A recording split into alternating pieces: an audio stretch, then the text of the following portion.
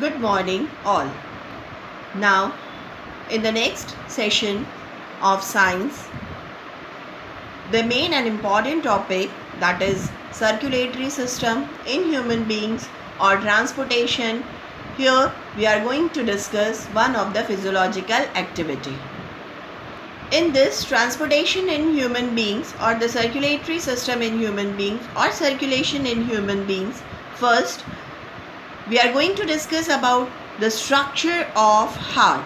In this, all of you just be careful.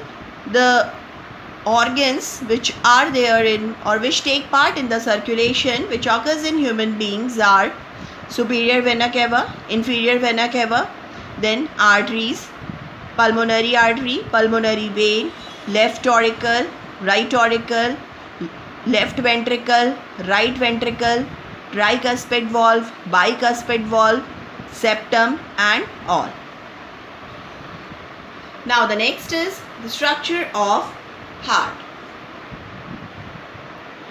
Human heart. The human heart is conical in shape. What is the shape of human heart? It is the shape, or the human heart is conical in shape. What's the size of human heart? It is the size or is of the size of a closed fist. It means the human heart is conical in shape and is of the size of a closed fist. Where it is located?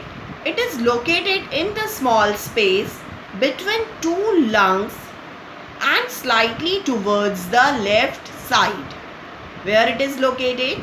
It is located in the small space between two lungs and slightly towards the left side. As both carbon dioxide or CO2 and oxygen are transported by blood, the human heart or the heart is four-chambered. Why the human heart is of four-chambered? The human heart is of four-chambered in order to prevent the mixing of oxygen-rich blood with the blood containing carbon dioxide. The upper two chambers are called atria. It is also known as auricle. Of these, one is left auricle and the other is right auricle. Of these, one is left ventricle and the other is right ventricle. The walls of atria are thin, while the walls of ventricles are thick. All the four chambers are separated from each other by partitions, which is known as septa, or you can also pronounce it septum. For the flow of blood from the left auricle to the left ventricle, there is a valve which is known as bicuspid valve. Similarly, there is a tricuspid valve between right auricle and right ventricle. These valves, what is the function of these valves? These valves prevent backward flow of blood from ventricles to auricle. Now the next topic is oxygen enters the blood in the lungs.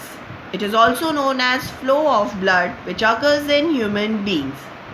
It consists lung capillaries, pulmonary artery to lungs, pulmonary vein to lungs, vena cava from body, aorta to body.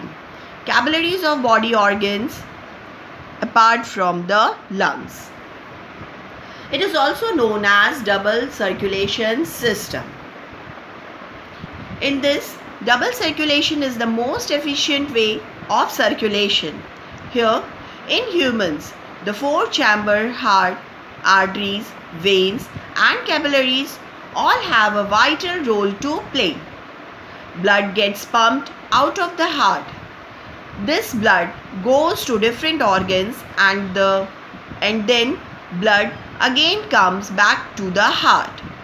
All this happens in a very systematic way through the different arteries and veins, carrying oxygenated and deoxygenated blood.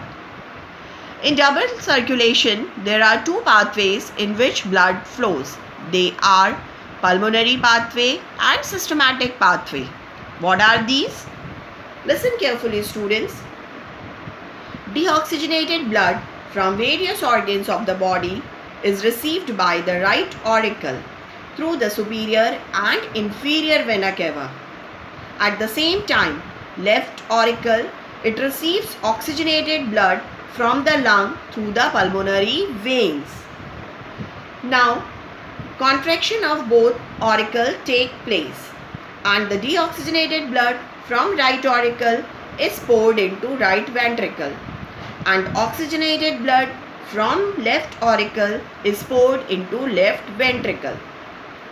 Now, both the ventricles contract or the contraction of both the ventricles take place.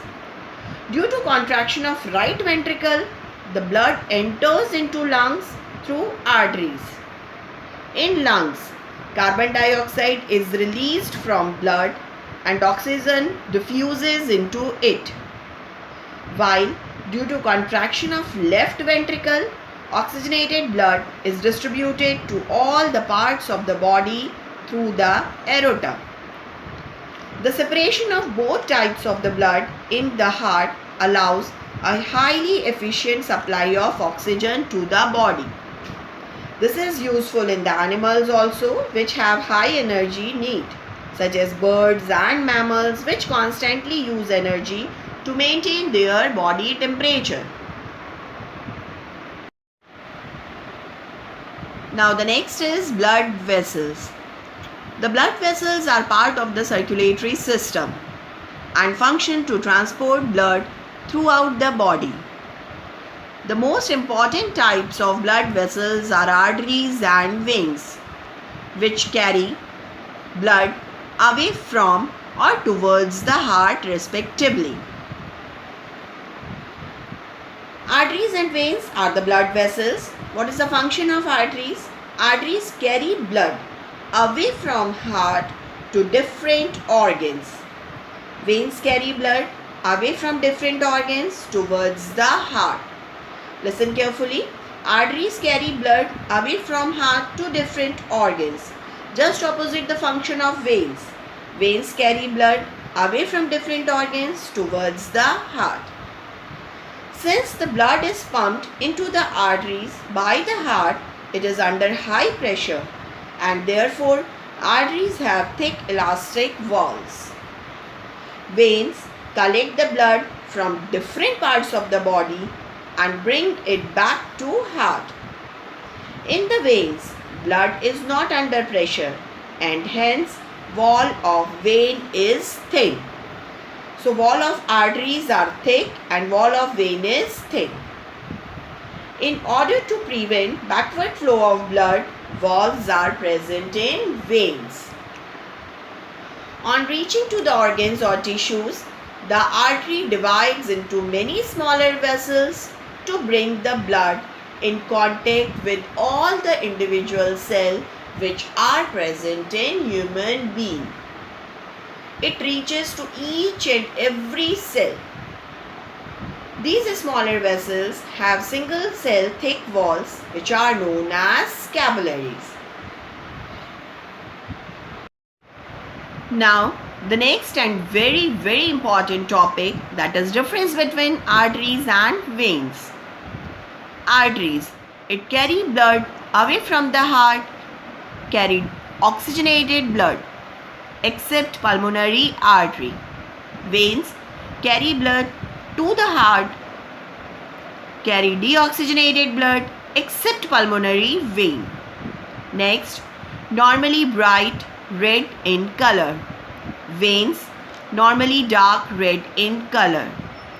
Next, arteries. Next point, elastic walls that expand with surge of blood. Next, veins, thin walls, less elastic. Next, for arteries, next point, no valves. Veins, it present valves. Last point in arteries, that is can feel a pulse. Veins, no pulse. Next is lymph. Lymph is the fluid that flows through the lymphatic system. A system which is composed of lymph vessels and intervening lymph nodes whose function, like the venous system, is to return fluid from the tissue to the central circulation. Lymphatic system, it consists of lymph, lymph vessels, lymphatic capillaries and lymphatic nodes. Lymph is another type of fluid which is also involved in transportation. Some amount of plasma, proteins and blood cells escape into the intercellular spaces through the pores present in the walls of capillaries. From it form lymph.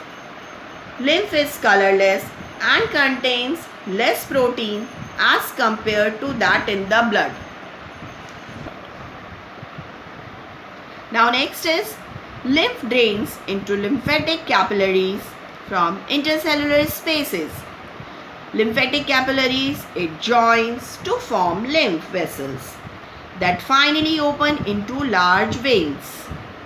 Lymphatic system, it performs following three important functions. What are those three important functions? First is collect intercellular fluid through the medium of lymph vessels and it returns to blood circulation. Listen student carefully. It collects intercellular fluid through the medium of lymph vessels and returns it to blood circulation.